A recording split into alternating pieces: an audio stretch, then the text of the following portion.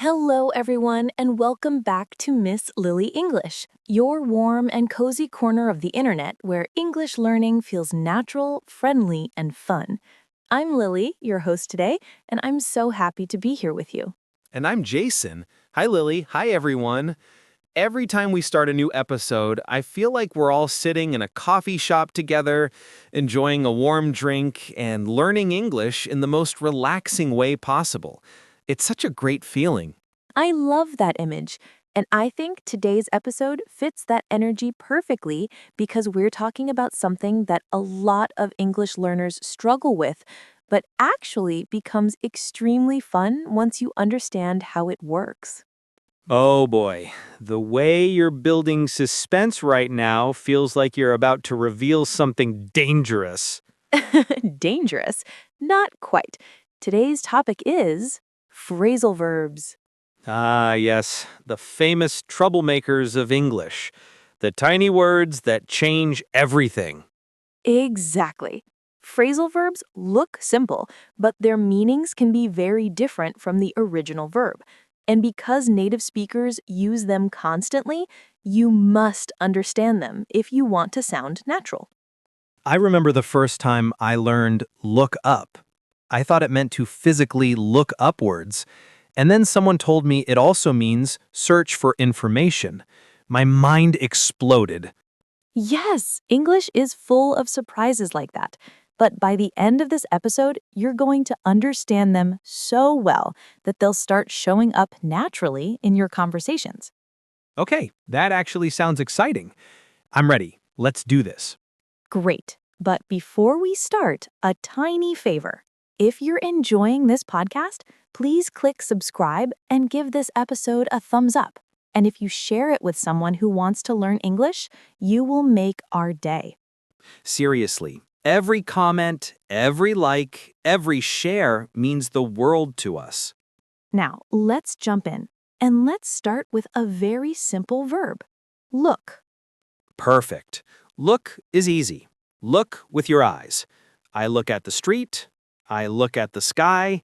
I look at my breakfast and think, how did I burn toast again?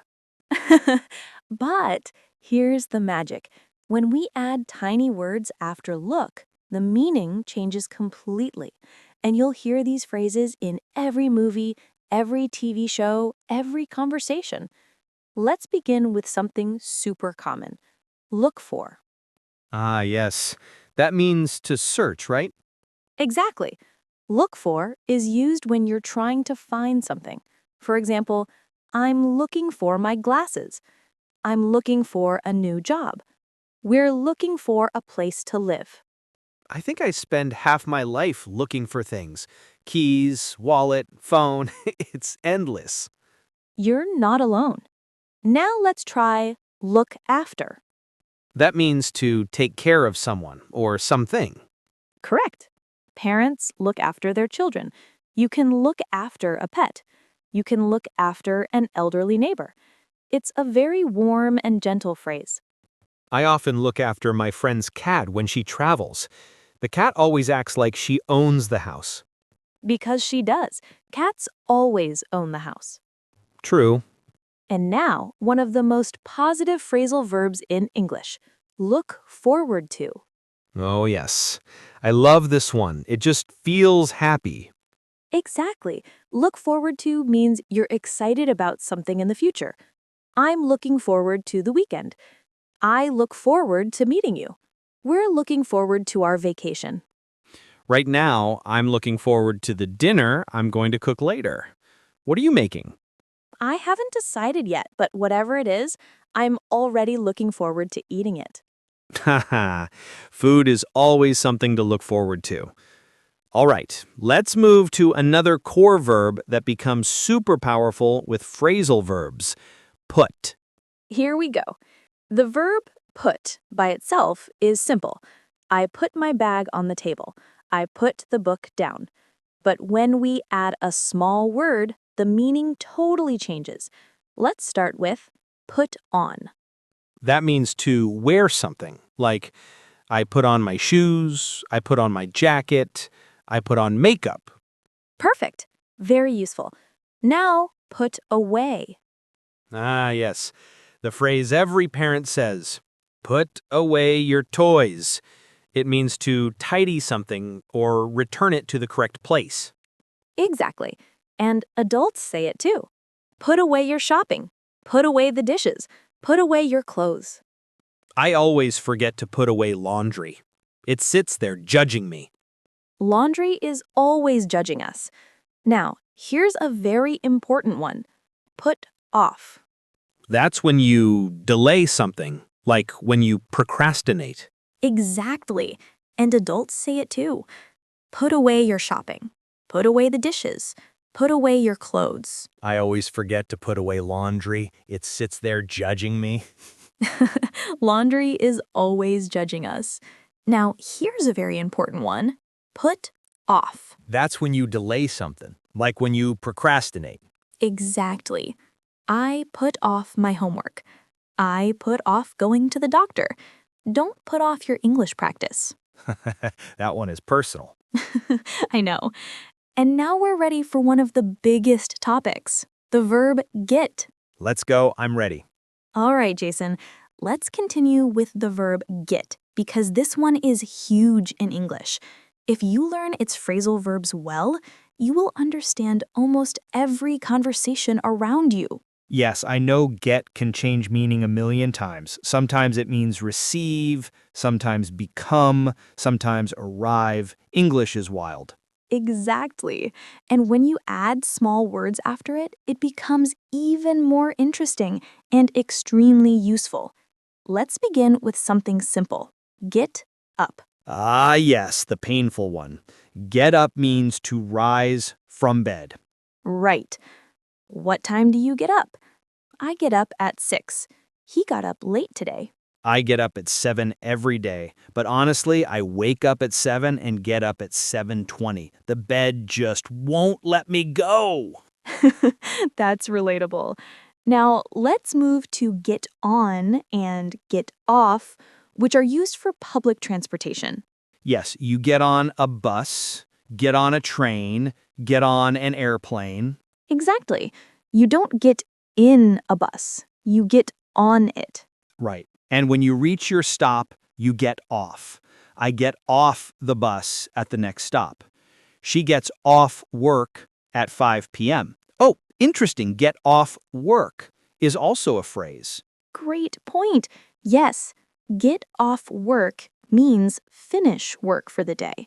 So get off can be used with transportation and with work. See? Phrasal verbs are everywhere. They truly are. Now, here's an important distinction. For cars, we say get in and get out of. Right. Get in the car, get out of the car. Exactly. The rule is simple. Big vehicles you can stand in, get on or get off. Small vehicles you sit inside, get in or get out of. That rule alone will save so many learners. Great. Now let's learn one of my favorites. Get along with. I love this one. It describes relationships so perfectly. Exactly. Get along with someone means you have a friendly, smooth, positive relationship. I get along with my coworkers. He doesn't get along with his brother. We get along really well. Beautiful examples. And this phrase is so common in daily English conversations.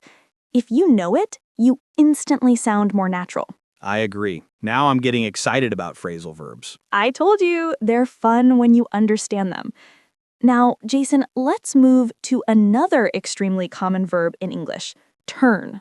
Oh, yes. Turn left, turn right, easy. Yes, but when we add tiny words, everything changes. Let's begin with something simple. Turn on and turn off. Turn on the TV, turn off the lights, turn on the air conditioner. Very basic, but very useful. Exactly. These are used for machines, electronics, devices, anything that can be powered on or off. Now let's try turn up and turn down. Ah, yes, these are used for volume. Turn up the music, meaning make it louder. turn down the music, meaning make it quieter. Perfect. But here's something exciting. Turn up has another meaning. Yes, it means arrive, right? Exactly. For example, we hosted a party, but only 5 people turned up.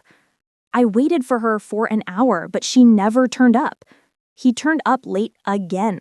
So turn up can be physical, like making it louder, or emotional, like arriving suddenly. Perfect. And it's very common in British English. I like that one. It sounds very cool. It does. Now, Jason, let's review something before we move on. Why do you think learners struggle with phrasal verbs? I think it's because the meaning is not logical. You can't guess the meaning just by looking at the words. Like, look after. It doesn't sound like take care of or put off. Why does that mean delay? Or turn up? Why does that mean arrive? It's confusing unless you learn them through examples and real context. Exactly. That's why episodes like this are so helpful. When you hear the story, the examples, the feelings, it sticks in your brain. Yes, and because you explain things clearly, everything makes sense. Aw, thank you, Jason. I mean it. All right, let's continue. We're almost at the end of part 2, but I want to introduce 2 more extremely important phrasal verbs. The first one is give up. Yes, the one teachers always use, don't give up. Exactly. Give up means stop trying, quit, or surrender. I gave up smoking. He gave up learning piano. Don't give up on your dreams. Or don't give up on your English. Yes, never give up on English. And here's the last one for this section. Find out. To discover information. Perfect. I want to find out what happened. Let's find out the answer. I found out that my neighbor is moving. Very useful, because we're always trying to find out something. Exactly. And it's far more natural than saying discover or learn information. This episode is starting to feel like English therapy. The more we talk, the more relaxed phrasal verbs become. That's the goal. Learning doesn't have to be stressful. It can be fun, emotional, human. And your examples feel like real life, not textbook English. That makes learning so much easier. Thank you, Jason. I always want learners to hear English that feels alive. Well, mission accomplished. We'll review everything, add advanced tips, plus give learners ways to remember phrasal verbs naturally. I'm excited already. Let's keep going. All right, everyone, welcome back to the final part of today's long but exciting journey into phrasal verbs. If you're still with us, that means you're truly dedicated to improving your English, and we love that. Jason, how are you feeling? Honestly, I feel surprisingly confident. Isn't that strange? At the beginning, phrasal verbs felt like a big, messy bowl of spaghetti in my brain. But now, everything feels more organized, more logical, and much more natural. That makes me so happy. That's exactly what we want, for phrasal verbs to feel familiar, comfortable, and easy to use, like trusted little tools in your English toolbox. And the way we broke them down with examples, jokes, stories, it really helps the meaning stick. I didn't just memorize the words, I felt the situations. Beautifully said, because English isn't something you memorize. It's something you experience, and phrasal verbs are everywhere in those experiences. Before we end the episode, I want us to do a deep review, not just a fast list, but a story-based, real-life, conversation-based review, so that these expressions become part of your long-term memory. Great idea. Let's do it. All right, let's revisit the look phrasal verbs. First one, look for. That's an easy one now. To search for something. I'm looking for my glasses. I'm looking for an apartment. I'm looking for a solution.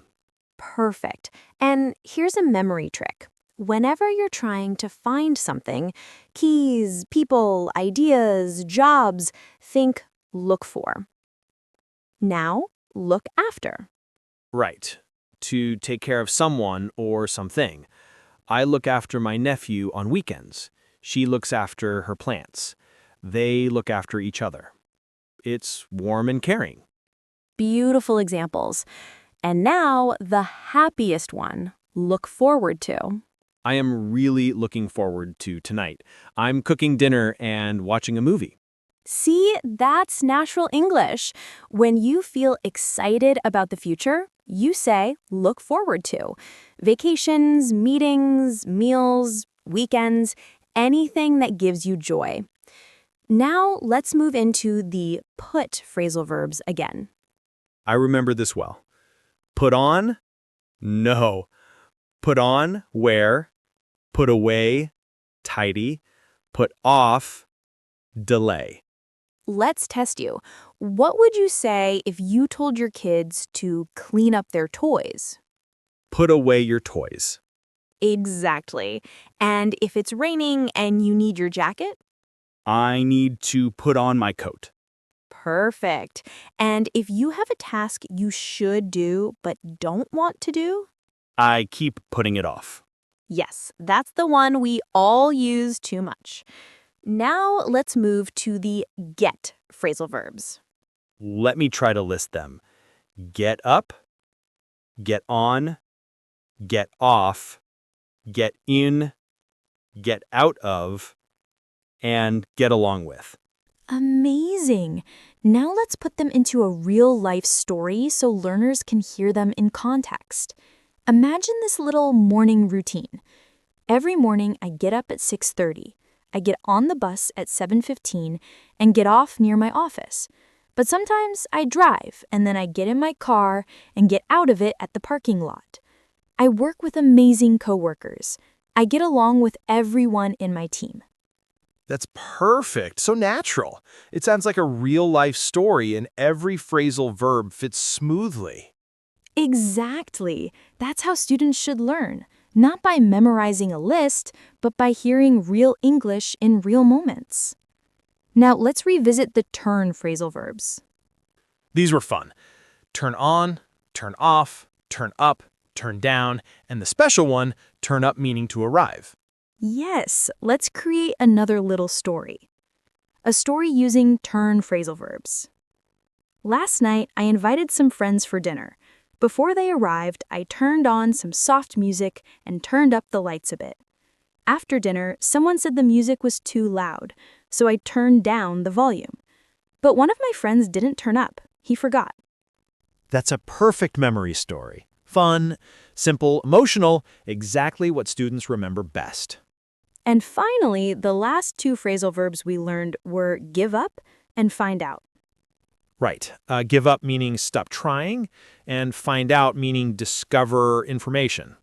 Let's combine them in a final story, something meaningful for English learners. A motivational story with give up and find out. Several years ago, a student told me she wanted to learn English but felt scared. She almost gave up many times, but she kept practicing. She watched videos, listened to podcasts, and wrote a little every day. Slowly, she started improving. One day, she took a trip abroad and found out that she could speak English with real people, confidently and naturally. That moment changed her life. Wow, that's powerful and true. You only find out how strong you are when you choose not to give up. Exactly. And that's what we want every listener to feel. If you keep showing up, keep practicing, keep being curious, you will improve. It is impossible not to improve when you are consistent. And phrasal verbs become so natural when you hear them like this, in stories, in emotional moments, in real-life conversations. Yes, that is how native speakers learn, and that is how you should learn. All right, Jason, before we wrap up, let's summarize everything we learned today. Here are all the phrasal verbs.